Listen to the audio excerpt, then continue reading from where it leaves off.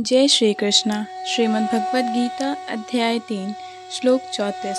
इंद्रियस्य निद्रियस्यार्थे रागद्वेषे विवस्थितौ तयोरन्वशमागच्छेतौ ह्याशय परिपन्थिनौ। प्रत्येक इंद्रिय तथा उसके विषय से संबंधित राग द्वेष को व्यवस्थित करने के नियम होते हैं। मनुष्य को ऐसे राग तथा द्वेष के वशीभूत नहीं होना चाहिए, क्योंकि ये आत्म साक्षात्कार के मार्ग में अवरोधक हैं।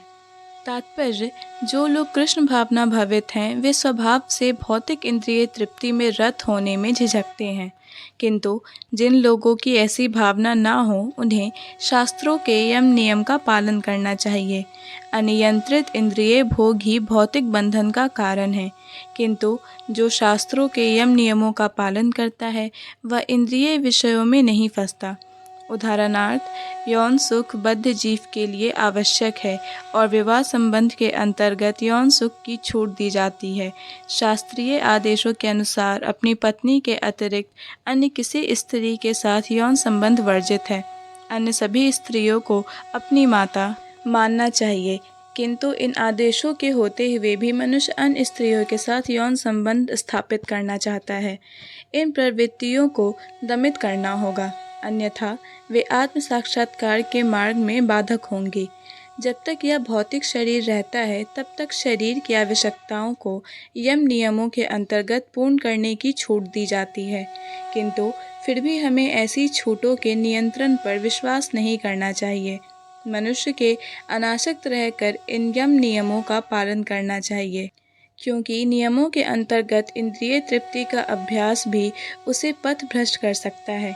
जिस प्रकार की राजमार्ग तक में दुर्घटना की संभावना बनी रहती है, भले ही इन मार्गों की कितनी ही सावधानी से देखभाल क्यों न की जाए, किंतु इसकी कोई गारंटी नहीं दे सकता कि सबसे सुरक्षित मार्ग पर भी कोई खतरा नहीं होगा।